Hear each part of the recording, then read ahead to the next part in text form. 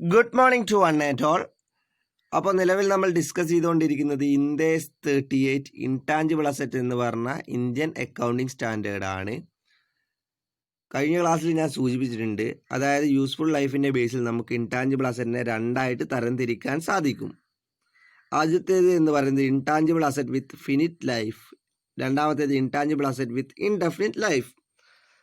So ഒരു intangible അസറ്റിൻ്റെ use ചെയ്യുന്ന കാലയളവ് നമുക്ക് മുൻകൂട്ടി നിർണ്ണയിക്കാൻ സാധിക്കുന്നുണ്ടെങ്കിൽ, അല്ലെങ്കിൽ മുൻകൂട്ടി കാൽക്കുലേറ്റ് ചെയ്യാൻ സാധിക്കുന്നുണ്ടെങ്കിൽ അവയെ നമുക്ക് ഇൻടാഞ്ചിബിൾ അസറ്റ് വിത്ത് ഫിനിറ്റ് ലൈഫ് എന്ന് വിളിക്കാം. സോ ഫിനിറ്റ് ലൈഫുള്ള ഇൻടാഞ്ചിബിൾ അസറ്റിൻ്റെ കേസിലാണ് നമ്മൾ അമോർട്ടൈസേഷൻ ചാർജ് ചെയ്യുന്നത്. സോ ഈ ക്ലാസ്സിൽ നമ്മൾ പഠിക്കാൻ പോകുന്ന ഒരു പുതിയ കോൺസെപ്റ്റാണ് അമോർട്ടൈസേഷൻ. നമുക്കവ എന്താണെന്ന് പരിശോധിക്കാം. അമോർട്ടൈസേഷൻ എന്താണെന്നുള്ള കാര്യം ഞാൻ കഴിഞ്ഞ ക്ലാസ്സിൽ ചെറുതായിട്ടൊന്ന് സൂചിപ്പിച്ചിട്ടുണ്ട്. സോ സിമ്പിളായിട്ട് അമോർട്ടൈസേഷൻ എന്താണെന്ന് പറഞ്ഞാൽ, നമ്മളൊരു ഇൻടാഞ്ചിബിൾ അസറ്റ് യൂസ് ചെയ്യുന്നതിൻ്റെ ഭാഗമായിട്ട് ഈ ഒരു ഇൻടാഞ്ചിബിൾ അസറ്റിൻ്റെ എക്കണോമിക് വാല്യൂവിന് ഉണ്ടാവുന്ന കുറവിനെയാണ് നമ്മൾ അമോർട്ടൈസേഷൻ എന്ന് പറയുന്നത്. സോ ഫിക്സഡ് അസറ്റിൻ്റെ കേസിൽ എന്താണോ ഡിപ്രീസിയേഷൻ ചെയ്യുന്നത്, അല്ലെങ്കിൽ ഫിക്സഡ് അസറ്റിൻ്റെ കേസിൽ എന്താണോ ഡിപ്രീസിയേഷൻ്റെ ധർമ്മം, അതേ ധർമ്മം തന്നെയാണ് ഇൻടാഞ്ചിബിൾ അസറ്റിൻ്റെ കേസിൽ അമോർട്ടൈസേഷനും ചെയ്യുന്നത്. സോ കോൺസെപ്റ്റ് മനസ്സിലായോ? നമ്മൾ ഫിക്സഡ് അസറ്റിൻ്റെ കേസിൽ ഡിപ്രീസിയേഷനോ ഡെഫിനേഷൻ കൊടുക്കുന്നുണ്ട്, അതായത് decrease in the value of fixed asset due to wear and tear, obsolescence, passage of time എന്നുള്ളതാണ് നമ്മൾ ഡിപ്രീസിയേഷന് കൊടുക്കുന്ന ഡെഫിനിഷൻ. അതേപോലെ ഇൻടാഞ്ചിബിൾ അസറ്റ് നമ്മൾ യൂസ് ചെയ്യുന്നു, നമ്മളൊരു ഓർഗനൈസേഷനിൽ ഒരു പേറ്റൻറ്റ് യൂസ് ചെയ്യുന്നു. സോ ആ പേറ്റൻറ്റ് നമ്മൾ കാലാകാലമായിട്ട് യൂസ് ചെയ്ത് വരുന്ന ഒരു പേറ്റൻ്റാണ്. സോ ഓരോ വർഷം കഴിയുമ്പോഴും ഈ ഒരു പേറ്റൻറ്റിൻ്റെ എക്കണോമിക് വാല്യൂവിന് ഒരു കുറവുണ്ടാവുന്നുണ്ട്. സോ ഈ ഒരു കുറവ് ഉണ്ടാവുന്ന പ്രോസസ്സിനെയാണ് നമ്മൾ അമോർട്ടൈസേഷൻ എന്ന് പറയുന്നത്. സോ അമോർട്ടൈസേഷൻ നമ്മളൊരു എക്സ്പെൻസ് ആയിട്ടാണ് ട്രീറ്റ് ചെയ്യുന്നത്, അല്ലെങ്കിൽ റെക്കഗ്നൈസ് ചെയ്യുന്നത് എന്നുള്ള കാര്യം കൂടി ഓർമ്മിക്കുക. നമുക്ക് ഈ ഒരു എക്സ്പ്ലനേഷൻ വഴി ഒന്ന് പരിശോധിക്കാം. An intangible asset with a finite useful life should be amortized over its expected useful life. Amortization is a systematic allocation of the cost or revalued amount less any residual value over the asset's useful life. അപ്പോൾ amortisation charge ചെയ്യുന്നത് intangible asset വിത്ത് finite useful life ഉള്ള കേസിലാണ്. അതായത് ഒരു intangible അസറ്റിൻ്റെ life നമുക്ക് കൃത്യമായി നിർണ്ണയിക്കാൻ പറ്റുന്ന കേസിൽ മാത്രമേ നമ്മൾ എന്ത് ചെയ്യുന്നുള്ളൂ, അമോർട്ടൈസേഷൻ ചാർജ് ചെയ്യുന്നുള്ളൂ. അമോർട്ടൈസേഷൻ ഇവിടെ പറഞ്ഞ ഒരു മീനിങ് എന്ന് പറയുന്നത്, amortisation is a systematic allocation of cost or revalued amount less any residual value over the asset useful life എന്നുള്ളതാണ്. സോ ഈ ഒരു മീനിങ് കൃത്യമായിട്ട് ഓർമ്മിച്ച് വെക്കുക. Amortisation is a systematic allocation of cost or revalued amount less any residual value over the asset useful life എന്നുള്ളത് കൃത്യമായിട്ട് അടിവരയിട്ട് ഓർമ്മിച്ച് വെക്കുക. സോ അതായത് ഇവിടെ പറയുന്ന കാര്യം എന്താണെന്ന് വെച്ചാൽ, ഒരു ഇൻടാഞ്ചിബിൾ അസറ്റിൻ്റെ കോസ്റ്റ് നിർണ്ണയിക്കാൻ, അല്ലെങ്കിൽ റീവാല്യൂഡ് എമൗണ്ടിൽ നിന്ന് ഒരു ഇൻടാഞ്ചിബിൾ അസറ്റിൻ്റെ റീവാല്യൂഡ് എമൗണ്ടിൽ നിന്ന് റെസിജ്വൽ വാല്യൂ കുറച്ച് കിട്ടുന്നതിനെ നമ്മൾ എന്ത് ചെയ്യുന്നു, യൂസ്ഫുൾ ലൈഫ് വെച്ച് ചാർജ് ചെയ്യുന്നു. ഇങ്ങനെയാണ് നമ്മൾ അമോർട്ടൈസേഷൻ കാൽക്കുലേറ്റ് ചെയ്യുന്നത്. ഒരു ഉദാഹരണമായിട്ട് പറഞ്ഞു കഴിഞ്ഞാൽ, പറഞ്ഞ കാര്യം ഇത്രയേ ഉള്ളൂ. നമ്മൾ ഒരു ഇൻടാഞ്ചിബിൾ അസറ്റിൻ്റെ കോസ്റ്റിനെ യൂസ്ഫുൾ ലൈഫ് വെച്ച് ചാർജ് ചെയ്താണ് നമ്മൾ അമോർട്ടൈസേഷൻ കാൽക്കുലേറ്റ് ചെയ്യുന്നത്. ഒരു ഉദാഹരണം എടുത്ത് പരിശോധിച്ച് കഴിഞ്ഞാൽ, ഒരു ഉദാഹരണം എടുക്കുക. ഒരു ഓർഗനൈസേഷനിലുള്ള ഒരു ഇൻടാഞ്ചിബിൾ അസറ്റ് ഉണ്ട്. അതായത് ഇൻടാഞ്ചിബിൾ അസറ്റിൻ്റെ വാല്യൂ അല്ലെങ്കിൽ കോസ്റ്റ് എന്ന് പറയുന്നത് റീവാല്യൂഡ് എമൗണ്ട് നിന്ന് റെസിജ്വൽ വാല്യൂ കുറച്ച് എമൗണ്ട് എന്ന് പറയുന്നത് 60,000 രൂപയാണ്. ഉദാഹരണം കൃത്യമായിട്ട് മനസ്സിലാക്കുക. ഒരു ഇൻടാഞ്ചിബിൾ അസറ്റിൻ്റെ വാല്യൂ അല്ലെങ്കിൽ കോസ്റ്റ് എന്ന് പറയുന്നത് 60,000 ആണ്. അതിൻ്റെ യൂസ്ഫുൾ ലൈഫ് എന്ന് പറയുന്നത് 10 വർഷമാണ്. ഇത് വെച്ച് നമ്മൾ എന്ത് ചെയ്യണം, അമോർട്ടൈസേഷൻ ചാർജ് ചെയ്യണം. സോ ഈ പറഞ്ഞ കേസിൽ നമ്മൾ അമോർട്ടൈസേഷൻ എങ്ങനെയാണ് കാൽക്കുലേറ്റ് ചെയ്യുന്നത്? ഇൻടാഞ്ചിബിൾ അസറ്റിൻ്റെ വാല്യൂ, അതായത് റീവാലുവേഷൻ എമൗണ്ടിന് റെസിജ്വൽ വാല്യൂ കുറച്ച എമൗണ്ട് എന്ന് പറയുന്നത് 60,000 രൂപയാണ്. അതിൻ്റെ യൂസ്ഫുൾ ലൈഫ് 10 ആണ്. So amortisation is equal to 60,000 divided by 10. 6,000 രൂപ നമുക്ക് എന്ത് കിട്ടുന്നുണ്ട്, അമോർട്ടൈസേഷൻ കിട്ടുന്നുണ്ട്. സോ അമോർട്ടൈസേഷൻ എങ്ങനെയാണ് കിട്ടിയത്? നമ്മൾ ഒരു ഇൻടാഞ്ചിബിൾ അസറ്റിൻ്റെ കോസ്റ്റിനെ, അല്ലെങ്കിൽ ഇൻടാഞ്ചിബിൾ അസറ്റിൻ്റെ വാല്യൂവിനെ യൂസ്ഫുൾ ലൈഫ് വെച്ച് ഡിവൈഡ് ചെയ്തപ്പോൾ അല്ലെങ്കിൽ യൂസ്ഫുൾ ലൈഫ് വെച്ച് ചാർജ് ചെയ്തപ്പോഴാണ് നമുക്ക് അമോർട്ടൈസേഷൻ്റെ എമൗണ്ട് കിട്ടുന്നത്. അവസാനം പറയുന്ന point, what is depreciation on the fixed asset that is amortisation on the intangible asset. Amortisation should be commence when the asset is available for use. അപ്പോൾ asset use ചെയ്യാൻ എപ്പോൾ മുതലാണോ organisation use ചെയ്യാൻ തുടങ്ങുന്നത് ആ ഒരു സമയം മുതലാണ് നമ്മൾ അമോർട്ടൈസേഷൻ ചാർജ് ചെയ്യുന്നത്. സോ അമോർട്ടൈസേഷൻ മനസ്സിലായെന്ന് വിശ്വസിക്കുന്നു. അമോർട്ടൈസേഷൻ എന്ന് വെച്ചാൽ ഒരു ഇൻടാഞ്ചിബിൾ അസെറ്റ് നമ്മൾ യൂസ് ചെയ്യുമ്പോൾ അതിൻ്റെ എക്കണോമിക് വാല്യൂ യൂസ് ചെയ്യുന്നതിനനുസരിച്ച് അതിൻ്റെ എക്കണോമിക് വാല്യൂ കുറയുന്ന പ്രോസസ്സാണ് അമോർട്ടൈസേഷൻ. സോ നിങ്ങളിവിടെ ഓർമ്മിക്കേണ്ട പോയിന്റ് എന്താണെന്ന് വെച്ചാൽ അമോർട്ടൈസേഷനായിട്ട് ബന്ധപ്പെട്ട 4 പോയിന്റ് ഓർമ്മിക്കുക. അമോർട്ടൈസേഷൻ നമ്മൾ ചാർജ് ചെയ്യുന്നത് ഇൻടാഞ്ചിബിൾ അസെറ്റ് വിത്ത് ഫിനിറ്റ് യൂസ്ഫുൾ ലൈഫിൻ്റെ കേസിലാണ്. അതായത് ഇൻടാഞ്ചിബിൾ അസെറ്റിൻ്റെ ലൈഫ് നമുക്ക് കൃത്യമായിട്ട് നിർണ്ണയിക്കാൻ സാധിക്കണം. രണ്ടാമത്തെ പോയിന്റ്, അമോർട്ടൈസേഷൻ നമ്മൾ ചാർജ് ചെയ്ത് തുടങ്ങുന്നത് എപ്പോഴാണെന്ന് വെച്ചാൽ അതൊരു ഇൻടാഞ്ചിബിൾ അസെറ്റ് ഓർഗനൈസേഷൻ യൂസ് ചെയ്യുന്ന സമയം മുതലാണ്. അതായത് യൂസ് ചെയ്യുന്നതിന് മുമ്പ്, അതായത് ഒരു ഇൻടാഞ്ചിബിൾ അസെറ്റ് ഓർഗനൈസേഷനിലുണ്ട്, അത് നമ്മൾ യൂസ് ചെയ്യുന്നില്ല. സോ ഇങ്ങനെ ഒരു കേസാണെങ്കിൽ അമോർട്ടൈസേഷൻ നമ്മൾ ചാർജ് ചെയ്യാൻ പാടില്ല. ഓർഗനൈസേഷൻ എപ്പോഴാണ് ഒരു ഇൻടാഞ്ചിബിൾ അസെറ്റ് യൂസ് ചെയ്യുന്നത് ഈ ഒരു സമയം മുതൽ മാത്രമേ നമ്മൾ അമോർട്ടൈസേഷൻ ചാർജ് ചെയ്യാവൂ. മൂന്നാമത്തെ പോയിന്റ്, നമ്മൾ അമോർട്ടൈസേഷൻ എങ്ങനെയാണ് കാൽക്കുലേറ്റ് ചെയ്യുന്നുള്ളതാണ്. ഇൻടാഞ്ചിബിൾ അസറ്റിൻ്റെ വാല്യൂവിനെ യൂസ്ഫുൾ ലൈഫ് വെച്ച് നമ്മൾ എന്ത് ചെയ്യുന്നുണ്ട്, ഡിവൈഡ് ചെയ്താണ് അമോർട്ടൈസേഷൻ കാൽക്കുലേറ്റ് ചെയ്യുന്നത്. ഉദാഹരണമായിട്ട് പറഞ്ഞിട്ടുണ്ട്, ഇൻടാഞ്ചിബിൾ അസറ്റിൻ്റെ വാല്യൂ 60,000 ആണ്, യൂസ്ഫുൾ ലൈഫ് 10 വർഷമാണ്. സോ സ്ട്രെയിറ്റ് ലൈൻ മെത്തേഡ് പ്രകാരം അവിടെ അമോർട്ടൈസേഷൻ്റെ വാല്യൂ എന്ന് വെച്ചാൽ 60,000 ഡിവൈഡ് ബൈ 10 6,000 ആണ്. സോ ഇത്രയും കാര്യങ്ങൾ എന്ത് ചെയ്യുക, ഓർമ്മിച്ച് വെക്കുക. അമോർട്ടൈസേഷൻ എന്ന് പറഞ്ഞ കോൺസെപ്റ്റ് കൃത്യമായിട്ട് മനസ്സിലാക്കുക. സോ അമോർട്ടൈസേഷൻ വ്യക്തമായെന്ന് വിശ്വസിക്കുന്നു. അടുത്തതായിട്ട് നമ്മൾ അമോർട്ടൈസേഷൻ്റെ അപ്ലിക്കേഷൻ അല്ലെങ്കിൽ കാൽക്കുലേഷനിൽ ഡിഫറെൻറ്റ് മെത്തേഡ് ഉണ്ട്, അവ എന്തൊക്കെയാണെന്നുള്ളതാണ് പരിശോധിക്കുന്നത്. Application of amortisation. For amortisation, straight line method or diminishing balance method or the unit of production method may be used. നമ്മൾ ഡിപ്രീസിയേഷൻ കാൽക്കുലേറ്റ് ചെയ്യുമ്പോൾ ഡിഫറെൻറ്റ് മെത്തേഡ് യൂസ് ചെയ്യാറുണ്ട്. അതായത് സ്ട്രെയിറ്റ് ലൈൻ മെത്തേഡ് യൂസ് ചെയ്യുന്നുണ്ട്, diminishing balance ഉണ്ട്. അതേപോലെ അമോർട്ടൈസേഷൻ്റെ കേസിൽ 3 മെത്തേഡാണ് ഉള്ളത്, അല്ലെങ്കിൽ 3 കോമൺ മെത്തേഡാണ് യൂസ് ചെയ്യുന്നത്. ആദ്യത്തെ രണ്ടും നമുക്ക് പരിചയമുള്ള മെത്തേഡ് തന്നെയാണ്, അല്ലെങ്കിൽ നമ്മൾ ഡിപ്രീസിയേഷൻ്റെ കേസ് പഠിച്ച മെത്തേഡാണ്. ആദ്യത്തെ മെത്തേഡ് എന്ന് പറയുന്നത് സ്ട്രെയിറ്റ് ലൈൻ മെത്തേഡാണ്, രണ്ടാമത്തെ ഡിമിനിഷിംഗ് ബാലൻസ് മെത്തേഡ്, മൂന്നാമത്തെ മെത്തേഡ് എന്ന് പറയുന്നത് യൂണിറ്റ് ഓഫ് പ്രൊഡക്ഷൻ മെത്തേഡ് എന്നിവയാണ്. സോ ഈ ഒരു മെത്തേഡ് സെലക്ട് ചെയ്യുന്നത് ഈ ഒരു ഇൻടാഞ്ചിബിൾ അസറ്റ് നമുക്ക് പ്രൊവൈഡ് ചെയ്യുന്ന എക്കണോമിക് ബെനിഫിറ്റിൻ്റെ അടിസ്ഥാനത്തിലാണ്, അല്ലെങ്കിൽ അത് യൂസ് ചെയ്യുന്ന പീരീഡിൻ്റെ അടിസ്ഥാനത്തിലാണ് എന്ത് ചെയ്യുന്നത്, ഏത് മെത്തേഡാണ് അപ്ലൈ ചെയ്യേണ്ടതെന്ന് ഓർഗനൈസേഷൻ തീരുമാനിക്കുന്നത്. സാധാരണയായി ഒരുവിധം എല്ലാ ഓർഗനൈസേഷനും സ്ട്രെയിറ്റ് ലൈൻ മെത്തേഡ് വെച്ചിട്ടാണ് എന്ത് ചെയ്യുന്നത്, ഡിപ്രീസിയേഷൻ ചാർജ് ചെയ്യുന്നത്. സോ സ്ട്രെയിറ്റ് ലൈൻ മെത്തേഡ് ആകുമ്പോൾ വേറെ കൺഫ്യൂഷൻ്റെ ഒന്നും ആവശ്യമില്ല. എക്കണോമിക് വാല്യൂവിനെ നമ്മൾ യൂസ്ഫുൾ ലൈഫ് കൊണ്ട് ഡിവൈഡ് ചെയ്ത് കഴിഞ്ഞാൽ നമുക്ക് സ്ട്രെയിറ്റ് ലൈൻ മെത്തേഡ് പ്രകാരമുള്ള അമോർട്ടൈസേഷൻ്റെ വാല്യൂ കിട്ടുന്നതാണ്.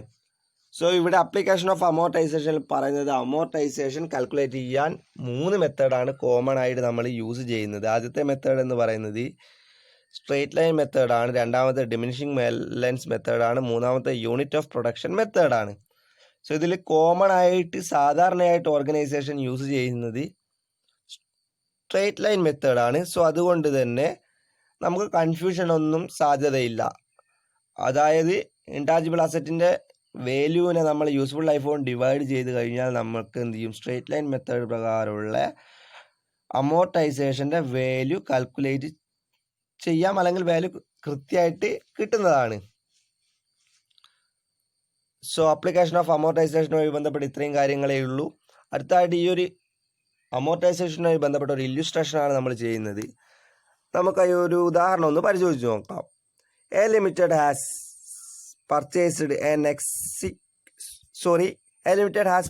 an exclusive right to generate hydroelectric power for 50 years at a cost of rupees 75 crores. The cost of these powers are much lower than those from alternative sources. It is expected that there will be sufficient demand for at least 50 years. What is the annual amount of amortization? Gave the journal entry. So question എന്താണെന്ന് വെച്ചാൽ നമ്മൾ എന്ത് ചെയ്യണം, അമോർട്ടൈസേഷൻ്റെ amount കാണണം. ഈ ഒരു അമോർട്ടൈസേഷനുമായിട്ട് ബന്ധപ്പെട്ട journal entry pass ചെയ്യണം. സോ ക്വസ്റ്റ്യനിൽ പറയുന്ന കാര്യം എന്ന് വെച്ചാൽ എ ലിമിറ്റഡ് എന്ന് പറഞ്ഞ കമ്പനി ഹൈഡ്രോ ഇലക്ട്രിക് പവർ ഉണ്ടാക്കാൻ വേണ്ടിയിട്ടുള്ള ഒരു എക്സ്ക്ലൂസീവ് റൈറ്റ് അക്വയർ ചെയ്തു. അതായത് ഹൈഡ്രോ ഇലക്ട്രിക് പവർ ഉണ്ടാക്കാനുള്ള ഒരു പേറ്റൻറ്റ് എന്ത് ചെയ്തിട്ടുണ്ട്, അക്വയർ ചെയ്തിട്ടുണ്ട്. സോ ഈ ഒരു പേറ്റൻറ്റിൻ്റെ കോസ്റ്റ് എന്ന് പറയുന്നത് 75 കോടിയാണ്. അതിൻ്റെ യൂസ്ഫുൾ ലൈഫ് എന്ന് പറയുന്നത് 50 വർഷമാണ്. ബാക്കിയുള്ള ആൾട്ടർനേറ്റീവായിട്ട് കമ്പയർ ചെയ്യുമ്പോൾ നമുക്ക് എന്ത് ചെയ്യാം, ഈ ഒരു പേറ്റൻറ്റ് വെച്ചിട്ട് കുറച്ചുകൂടി കോസ്റ്റ് കുറവിൽ നമുക്ക് ഇലക്ട്രിസിറ്റി അല്ലെങ്കിൽ പവർ പ്രൊഡ്യൂസ് ചെയ്യാൻ സാധിക്കും. കൂടാതെ 50 വർഷത്തേക്ക് ഇതിന് ഡിമാൻഡ് ഉണ്ടാവും എന്നുള്ള കാര്യം കൂടി പറയുന്നുണ്ട്. സോ ഇവിടെ നമ്മൾ ഓർമ്മിക്കേണ്ടത്, അതായത് അമോർട്ടൈസേഷൻ്റെ വാല്യൂ കാൽക്കുലേറ്റ് ചെയ്യുമ്പോൾ നമ്മൾ ഓർമ്മിക്കേണ്ടത് കോസ്റ്റ് എന്ന് പറയുന്നത് ഈ ഒരു പേറ്റൻറ്റ് അല്ലെങ്കിൽ ഈ ഒരു റൈറ്റ് അക്വയർ ചെയ്യാൻ വേണ്ടി നമുക്കുണ്ടായ കോസ്റ്റ് എന്ന് പറയുന്നത് 75 കോടിയാണ്. ഇതിൻ്റെ യൂസ്ഫുൾ ലൈഫ് അല്ലെങ്കിൽ ഡിമാൻഡ് ഉണ്ടാവുന്ന കാലം അല്ലെങ്കിൽ അതിൻ്റെ പീരിയഡ് എന്ന് പറയുന്നത് 50 വർഷമാണ്. സോ ഇത് വെച്ചാൽ നമുക്ക് സ്ട്രേറ്റ് ലൈൻ മെത്തേഡ് പ്രകാരം അമോർട്ടൈസേഷൻ കാൽക്കുലേറ്റ് ചെയ്യാൻ സാധിക്കുന്നതാണ്. The company amortise the right to generate power over 50 years. അപ്പോൾ യൂസ്ഫുൾ ലൈഫ് എന്ന് പറയുന്നത് 50 വർഷമാണ്. ഈ ഒരു 50 വർഷത്തേക്ക് നമ്മൾ അമോർട്ടൈസേഷൻ കാൽക്കുലേറ്റ് ചെയ്യേണ്ടതുണ്ട്. സോ സ്ട്രേറ്റ് ലൈൻ മെത്തേഡ് പ്രകാരമാണ് ഇവിടെ നമ്മൾ കാൽക്കുലേറ്റ് ചെയ്യുന്നത്. എമൗണ്ട് ടു ബി അമോർട്ടൈസ്ഡ് എങ്ങനെയാണ് കാണുക, കോസ്റ്റ് ഓഫ് ദ പ്രൊജക്റ്റ് എന്ന് പറയുന്നത് 75 കോടിയാണ്, യൂസ്ഫുൾ ലൈഫ് 50 ആണ്. സോ 75 ഡിവൈഡഡ് ബൈ 50 1.5 കോടിയാണ് അമോർട്ടൈസേഷൻ്റെ വാല്യൂ നമുക്ക് കിട്ടുന്നത്. സോ സിമ്പിളാണ്, വേറെ കൺഫ്യൂഷൻ ഒന്നും സാധ്യതയില്ല. അമോർട്ടൈസേഷൻ സിമ്പിളായിട്ട് നമ്മൾ കാൽക്കുലേറ്റ് ചെയ്യുന്നുണ്ട്. അമോർട്ടൈസേഷൻ കാൽക്കുലേറ്റ് ചെയ്യുന്നത് എങ്ങനെയാണെന്ന് വെച്ചാൽ കോസ്റ്റ് ഓഫ് ദ പ്രൊജക്റ്റ് 75 കോടി, യൂസ്ഫുൾ ലൈഫ് 50. സോ 50 വർഷത്തേക്ക് നമ്മൾ ഈ ഒരു 75 കോടി ചാർജ് ചെയ്യുകയാണ് ചെയ്യുന്നത്. 75 ഡിവൈഡഡ് ബൈ 50 1.5 കോടിയാണ് അമോർട്ടൈസേഷൻ്റെ വാല്യൂ നമുക്ക് കിട്ടുന്നത്. സോ അമോർട്ടൈസേഷൻ്റെ വാല്യൂ കിട്ടിക്കഴിഞ്ഞാൽ അടുത്തതായിട്ട് പറയുന്നത് ജേണൽ എൻട്രി. നമുക്ക് ഈ കോസ്റ്റിനെ 2 പാർട്ടായിട്ട് ഡിവൈഡ് ചെയ്യാം. ആദ്യത്തെ പാർട്ട് നമ്മൾ കംപ്ലീറ്റ് ചെയ്തു. അമോർട്ടൈസേഷൻ്റെ വാല്യൂ 1.5 കോടി നമുക്ക് കിട്ടിയിട്ടുണ്ട്. സോ ഈ ഒരു 1.5 കോടി കിട്ടിയാൽ നമ്മൾ ജേണലൈസ് ചെയ്യണം. അതിൻ്റെ ജേണൽ എൻട്രി എന്ന് പറയുന്നത് അമോർട്ടൈസേഷൻ അക്കൗണ്ട് ഡെപ്റ്റർ 1.5 കോടി ടു അക്യുമുലേറ്റഡ് അമോർട്ടൈസേഷൻ 1.5 crore. അപ്പോൾ നമ്മൾ നേരത്തെ പറഞ്ഞ കാര്യം ഉണ്ടായിരുന്നു, അമോർട്ടൈസേഷൻ എക്സ്പെൻസസ് ആയിട്ട് നമ്മൾ എന്ത് ചെയ്യുന്നുണ്ട്, പ്രോഫിറ്റ് ആൻഡ് ലോസിൽ ചാർജ് ചെയ്യുന്നുണ്ട്, അല്ലെങ്കിൽ പ്രോഫിറ്റ് ആൻഡ് ലോസിൽ എക്സ്പെൻസ് ആയിട്ടാണ് ചാർജ് ചെയ്യുന്നത് എന്നുള്ളത് പറഞ്ഞതാണ്. സോ ആദ്യത്തേതിൽ ഈ ഒരു 1.5 കോടി നമ്മൾ പ്രോഫിറ്റ് ആൻഡ് ലോസ് അക്കൗണ്ടിൽ ചാർജ് ചെയ്യുന്നതാണ്. പിന്നെ പറയുന്നത് accumulated amortisation in the balance sheet. നമ്മൾ എന്ത് ചെയ്യുന്നുണ്ട്, ഈ ഒരു ചാർജ് ചെയ്ത അമോർട്ടൈസേഷനെ ബാലൻസ് ഷീറ്റിലുള്ള ഇൻടാഞ്ചിബിൾ അസറ്റിൻ്റെ വാല്യൂ ഒന്ന് കുറയ്ക്കുന്നുണ്ട്. നമ്മൾ ഡിപ്രീസിയേഷൻ ചെയ്യുന്നത് പോലെ തന്നെ ആദ്യം പ്രോഫിറ്റ് ആൻഡ് ലോസ് അക്കൗണ്ട് കാണിക്കും, കൂടാതെ അതിനുശേഷം ഇൻടാഞ്ചിബിൾ അസറ്റിൻ്റെ വാല്യൂ ഒന്ന് ഈ ഒരു എമൗണ്ട് കുറയ്ക്കും. ജേണൽ എൻട്രി വരുന്നത്, ജേണൽ എൻട്രി ഓർമ്മിക്കുക, amortisation account debtor to accumulated amortisation 1.5 crore. So ഇത്രയേ ഉള്ളൂ ഈ ഒരു ചോദ്യമായിട്ട് ബന്ധപ്പെട്ട്.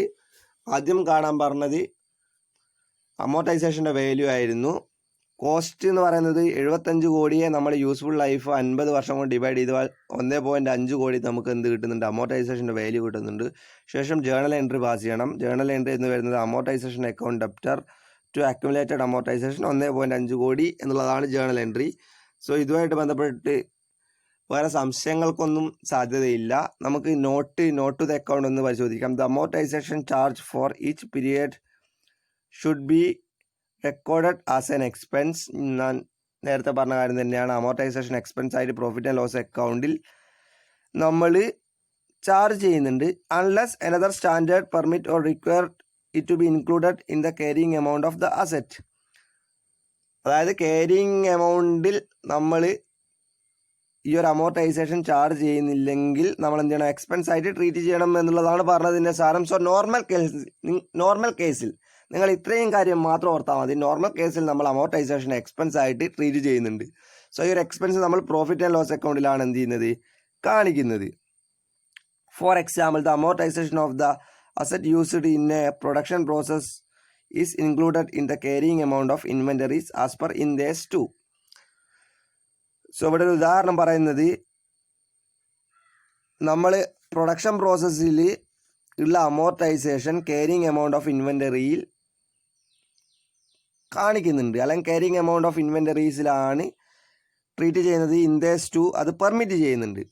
സോ ഒരു accounting standard carrying amount permit ചെയ്യണം എന്ന് പറഞ്ഞു കഴിഞ്ഞാൽ നമ്മൾ എന്ത് ചെയ്യണം? ഒരു അമോർട്ടൈസേഷൻ കേരിങ് എമൗണ്ട് തന്നെ പെർമിറ്റ് ചെയ്യണം. ഇവിടെ ഒരു ഉദാഹരണം പറഞ്ഞത് Ind AS 2 എന്ത് ചെയ്യുന്നുണ്ട്? അങ്ങനെ പെർമിറ്റ് ചെയ്യുന്നുണ്ട്. പ്രൊഡക്ഷൻ പ്രോസസ്സിൽ ഉള്ള ഒരു ഇൻടാഞ്ചിബിൾ അസറ്റിൻ്റെ അമോർട്ടൈസേഷൻ ആണെങ്കിൽ അത് കേരിങ് എമൗണ്ടിലാണ് ചാർജ് ചെയ്യുന്നത്. സോ നോർമൽ കേസിൽ നമ്മൾ ഇൻടാഞ്ചിബിൾ അസറ്റിൻ്റെ അമോർട്ടൈസേഷൻ എന്ന് പറയുന്നത് പ്രോഫിറ്റ് ആൻഡ് ലോസ് അക്കൗണ്ടിൽ എക്സ്പെൻസ് ആയിട്ടാണ് കാണിക്കുന്നത് എന്നുള്ളതാണ് സാരം. സോ അമോർട്ടൈസേഷൻ എന്താണെന്നുള്ള കാര്യം നമ്മൾ പഠിച്ചു. അമോർട്ടൈസേഷൻ എങ്ങനെ കാൽക്കുലേറ്റ് ചെയ്യാം എന്നുള്ളതും വ്യക്തമായി നമ്മൾ മനസ്സിലാക്കിയിട്ടുണ്ട്. ഇനി അടുത്തത് പറഞ്ഞത് ഇൻടാഞ്ചിബിൾ അസറ്റ് വിത്ത് ഇൻഡെഫിനിറ്റ് യൂസ്ഫുൾ ലൈഫാണ്. അതായത് നമുക്കൊരു ഇൻടാഞ്ചിബിൾ അസറ്റിൻ്റെ യൂസ്ഫുൾ ലൈഫ് മുൻപ് കൃത്യമായിട്ട് നിർണ്ണയിക്കാൻ സാധിക്കുന്നില്ല. അതായത് മുൻകൂട്ടി ഒരു ഇൻടാഞ്ചിബിൾ അസറ്റിൻ്റെ ലൈഫ് നിർണ്ണയിക്കാൻ സാധിക്കാത്ത കേസാണ് ഇവിടെ നമ്മൾ ഡിസ്കസ് ചെയ്യുന്നത്. An intangible asset with indefinite useful life should not be amortized. നമ്മൾ നേരത്തെ പറഞ്ഞ കാര്യമാണ്, അമോർട്ടൈസേഷൻ ചെയ്യുന്നത് അല്ലെങ്കിൽ ഒരു ഇൻടാഞ്ചിബിൾ അസറ്റ് അമോർട്ടൈസ് ചെയ്യുന്നത് അതിൻ്റെ യൂസ്ഫുൾ ലൈഫിനെ അനുസരിച്ചാണ്, അല്ലെങ്കിൽ യൂസ്ഫുൾ ലൈഫിൻ്റെ അടിസ്ഥാനത്തിലാണ്. സോ ഇൻഡെഫിനിറ്റ് യൂസ്ഫുൾ ലൈഫുള്ള ഇൻടാഞ്ചിബിൾ അസറ്റ് നമ്മൾ എന്ത് ചെയ്യുന്നില്ല? അമോർട്ടൈസേഷൻ ചാർജ് ചെയ്യുന്നില്ല എന്നുള്ളതാണ് പറഞ്ഞതിൻ്റെ സാരം. An intangible asset with indefinite useful life should be reviewed each year to determine whether it is still appropriate to assess its useful life as indefinite.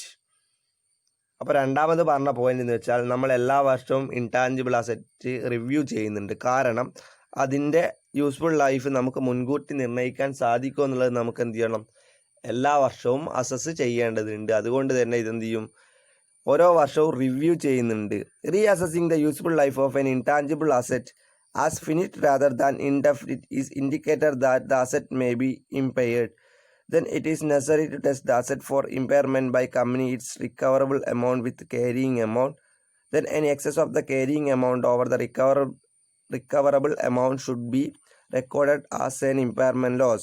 അപ്പോൾ ഓരോ വർഷവും ഈ ഒരു ഇൻടാഞ്ചിബിൾ അസറ്റ് വിത്ത് ഇൻഡെഫിനിറ്റ് യൂസ്ഫുൾ ലൈഫുള്ള കേസിൽ ഓരോ വർഷവും നമ്മൾ എന്ത് ചെയ്യണം? ഇമ്പയർമെൻറ്റ് ലോസ് അല്ലെങ്കിൽ ഇമ്പയർമെൻറ്റിൻ്റെ എമൗണ്ടും ഉണ്ടോ എന്നുള്ളത് കൂടി ചെക്ക് ചെയ്യണം, അല്ലെങ്കിൽ ടെസ്റ്റ് ചെയ്യണം. റിക്കവറബിൾ എമൗണ്ടും ക്യാരിങ് എമൗണ്ടും തമ്മിൽ കമ്പയർ ചെയ്തിട്ടാണ് എന്ത് ചെയ്യുന്നത്?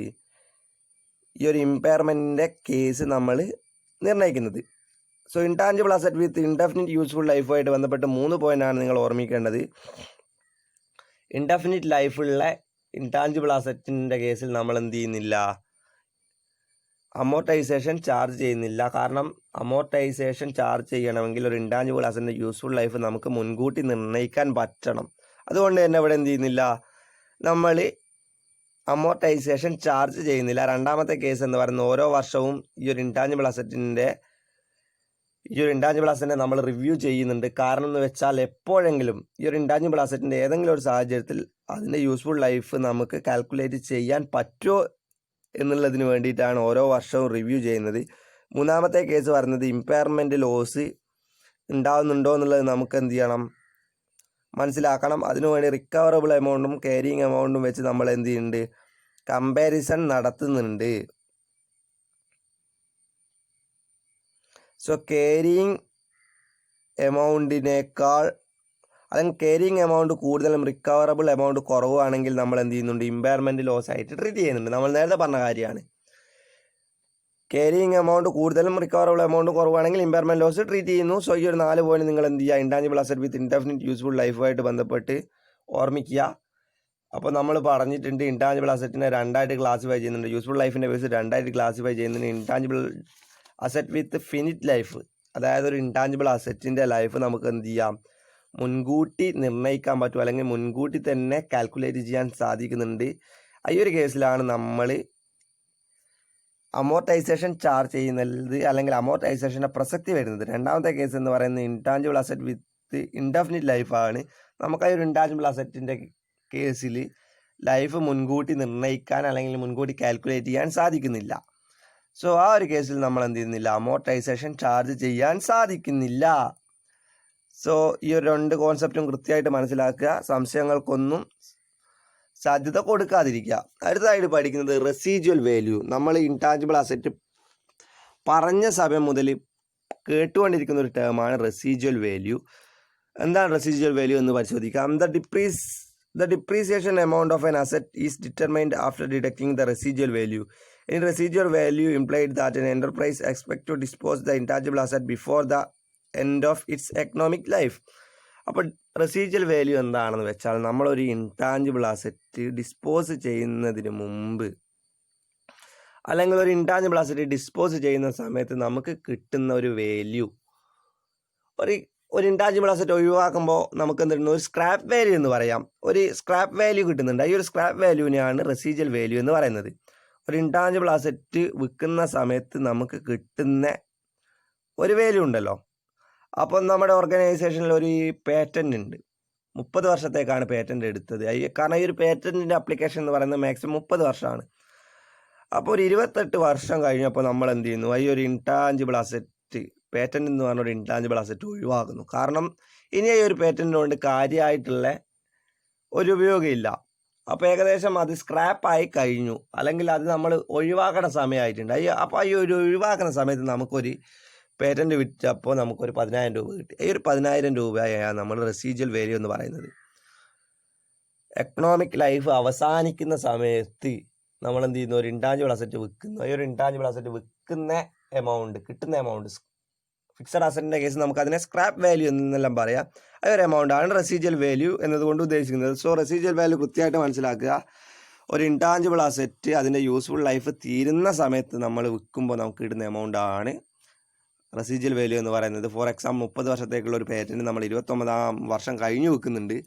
അപ്പോൾ ഒരു വർഷം കൂടി അതിൻ്റെ ലൈഫ് ഉള്ളൂ, നമുക്കൊരു 10,000 രൂപ കിട്ടുന്നുണ്ട്. സോ ഈ ഒരു 10,000 രൂപയാണ് റെസിജ്വൽ വാല്യൂവിൻ്റെ ഉദാഹരണം. റെസിജ്വൽ വാല്യൂ എന്ന് പറഞ്ഞൊരു കോൺസെപ്റ്റ് കൃത്യമായിട്ട് മനസ്സിലായി എന്ന് വിശ്വസിക്കുന്നു. ഫിക്സഡ് അസറ്റിൻ്റെ കേസിൽ എന്താണ് സ്ക്രാപ്പ് വാല്യൂ, അതാണ് ഇൻടാഞ്ചിബിൾ അസറ്റിൻ്റെ കേസിൽ റെസിജ്വൽ വാല്യൂ എന്ന് പറയുന്നത്. നോർമൽ കേസിൽ നമ്മൾ എന്ത് ചെയ്യും, റെസിജ്വൽ വാല്യൂ 0 ആയിരിക്കും. റെസിജ്വൽ വാല്യൂ 0 ആവാതിരിക്കാൻ അല്ലെങ്കിൽ 0 അല്ലാതെ ആകാനുള്ള കാരണങ്ങളാണ് 3 കാരണങ്ങളാണുള്ളത്. ഈ ഒരു 3 കാരണങ്ങൾ, 3 കണ്ടീഷൻ സാറ്റിസ്ഫൈ ചെയ്തിട്ടില്ലെങ്കിൽ റെസിജ്വൽ വാല്യൂ നമ്മൾ 0 ആയിട്ട് തന്നെ ട്രീറ്റ് ചെയ്യും. ഒന്നാമത്തെ കേസ് എന്ന് വെച്ചാൽ there is a commitment by third party to purchase the asset at the end of the useful life. അപ്പോൾ യൂസ്ഫുൾ ലൈഫിൻ്റെ അവസാനം ഈ ഒരു ഇൻടാഞ്ചിബിൾ അസറ്റ് വാങ്ങാൻ എന്ത് ചെയ്യണം, ഒരു തേർഡ് പാർട്ടിക്ക് കമ്മിറ്റ്മെൻ്റ് ഉണ്ടെങ്കിൽ അവിടെ റെസിജ്വൽ വാല്യൂ എന്ന് പറയുന്നത് 0 ആയിരിക്കില്ല. അല്ലെങ്കിൽ നമുക്ക് എന്ത് കിട്ടും, 0ൽ കൂടുതൽ ഒരു റെസിജ്വൽ വാല്യൂ കിട്ടും എന്നുള്ളതാണ് പോയിന്റ്. അപ്പോൾ ഫസ്റ്റ് പോയിന്റ് പറയുന്നത് വെച്ചാൽ നമ്മൾ വിൽക്കുന്ന യൂസ്ഫുൾ ലൈഫിൻ്റെ അവസാനം ഒരു ഇൻടാഞ്ചിബിൾ അസറ്റ് വിൽക്കുന്ന ഒരു ഇൻടാഞ്ചിബിൾ അസറ്റ് വാങ്ങാൻ തേർഡ് പാർട്ടി വില്ലിംഗ് ആണ്. ഉദാഹരണമായിട്ട് ഞാൻ പേറ്റൻറ്റിൻ്റെ കേസ് തന്നെ പറഞ്ഞത് ഒന്നുകൂടി ഓർമ്മിക്കുക. 30 വർഷമാണ് പേറ്റൻ്റെ യൂസ്ഫുൾ ലൈഫ്. 29ാമത്തെ വർഷം നമ്മൾ വിൽക്കുന്നുണ്ട്. കാരണം നമ്മുടെ ഓർഗനൈസേഷൻ ഈ ഒരു പേറ്റൻ്റ് കൊണ്ട് ഇനി കാര്യമായിട്ടുള്ള ഒരു ഉപയോഗമില്ല. അപ്പോൾ ഒരു വർഷം കൂടിയേ അതിന് യൂസ്ഫുൾ ലൈഫുള്ളൂ. വിറ്റിട്ട് നമുക്കൊരു 5,000 രൂപ കിട്ടുന്നുണ്ട്. സോ ഒരു 5,000 രൂപയാണ് ഇവിടെ എന്ത്, അതിൻ്റെ റെസിജ്വൽ വാല്യൂ എന്ന് പറയുന്നത്. തേർഡ് പാർട്ടി വാങ്ങാൻ വില്ലിംഗ് ആണ്. രണ്ടാമത്തെ കേസ് എന്ന് പറയുന്നത് there is an active market for the asset. നമ്മളൊരു ഇൻടാഞ്ചിബിൾ അസറ്റ് വിൽക്കുന്നുണ്ട്. ഈ ഒരു ഇൻടാഞ്ചിബിൾ അസറ്റിന് നിലവിൽ എന്ത് ചെയ്യുന്നുണ്ട്, ഒരു ആക്റ്റീവ് മാർക്കറ്റ് ഉണ്ട്. സ്വാഭാവികമായിട്ടും ആക്റ്റീവ് മാർക്കറ്റ് ഉണ്ടാകുമ്പോൾ നമുക്ക് വിൽക്കുമ്പോൾ എന്ത് കിട്ടും, നല്ലൊരു റെസിജ്വൽ വാല്യൂ കിട്ടും. അപ്പോൾ റെസിജ്വൽ വാല്യൂ ഈ ഒരു സാഹചര്യത്തിലും 0 ആയിരിക്കില്ല. മൂന്നാമത്തെ കേസ് പറയുന്നത് residual value can be determined with reference to that market. നമ്മൾ റെസിജ്വൽ വാല്യൂ കാണുന്നതെന്ന് വെച്ചാൽ മാർക്കറ്റ് വാല്യൂ, ആക്റ്റീവ് മാർക്കറ്റ് വാല്യൂവിനെ കമ്പയർ ചെയ്തുകൊണ്ടാണ് റെസിജ്വൽ വാല്യൂ ഡിറ്റർമൈൻ ചെയ്യുന്നത്. സോ ഈ ഒരു 3 കണ്ടീഷനാണ്. 3 കണ്ടീഷൻ സാറ്റിസ്ഫൈ ചെയ്ത് കഴിഞ്ഞാൽ റെസിജ്വൽ വാല്യൂ ഒരിക്കലും 0 ആയിരിക്കില്ല എന്നുള്ളതാണ് പോയിന്റ്. ഒന്നാമത്തെ പോയിന്റ് എന്ന് പറയുന്നത് നമ്മൾ വിൽക്കുന്ന ഇൻടാഞ്ചിബിൾ അസറ്റ് വാങ്ങാൻ ഒരു തേർഡ് പാർട്ടി വില്ലിംഗ് ആണ്. സോ ആ കേസ് റെസിജ്വൽ വാല്യൂവിന് ഒരു എക്കണോമിക് എമൗണ്ട് നമുക്ക് കിട്ടും, അല്ലെങ്കിൽ ഒരു എക്കണോമിക് വാല്യൂ ഉണ്ടാവും. രണ്ടാമത്തെ കേസ് പറയുന്നത് ഈ ഒരു ഇൻടാഞ്ചിബിൾ അസറ്റിൻ്റെ ആക്റ്റീവ് മാർക്കറ്റ് ഉണ്ട്. സോ സ്വാഭാവികമായിട്ട് ആക്റ്റീവ് മാർക്കറ്റ് ഉണ്ടാകുമ്പോൾ നമുക്ക് വിറ്റാൽ നല്ലൊരു വില കിട്ടും. ഒരു നല്ലൊരു വിലയാണ് നമ്മൾ റെസിജ്വൽ വാല്യൂ എന്ന് പറയുന്നത്. മൂന്നാമത്തെ പറയുന്നത് ഈ ഒരു ആക്റ്റീവ് മാർക്കറ്റ് കമ്പയർ ചെയ്തിട്ടാണ് നമ്മൾ റെസിജ്വൽ വാല്യൂ നിർണ്ണയിക്കുന്നത് എന്നാണ് പറയുന്നത്. സോ ഇന്ന് നമ്മൾ പഠിച്ചത് അമോർട്ടൈസേഷൻ, ഇൻടാഞ്ചിബിൾ അസറ്റ് വിത്ത് ഇൻഡെഫിനിറ്റ് ലൈഫ്, റെസിജ്വൽ വാല്യൂ എന്ന് പറയുന്ന 3 കോൺസെപ്റ്റുകളാണ്. ഈ ഒരു 3 കോൺസെപ്റ്റിൽ എന്തെങ്കിലും സംശയങ്ങളോ കാര്യങ്ങളോ ഉണ്ടെങ്കിൽ കൃത്യമായിട്ട് ചോദിച്ച് മനസ്സിലാക്കുക. Thank you.